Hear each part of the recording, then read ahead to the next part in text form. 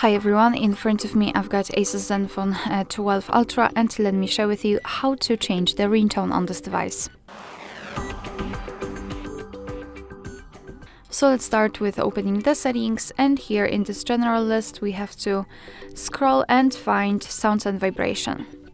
Then let's scroll down again to localize this sound section and tap on phone ringtone. Now let's choose the SIM card for which you'd like to change the ringtone, and here we've got the list of pre-installed ringtones from which we can choose. You can tap on this plus icon and add something from your own file. So if you've got something downloaded, then you will be able to set it.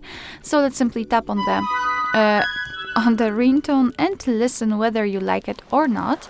And basically this is how it works. So let's pretend I want this blue piano to be set as my ringtone. So just make sure that it is marked and go back. And as you can see, it did not work.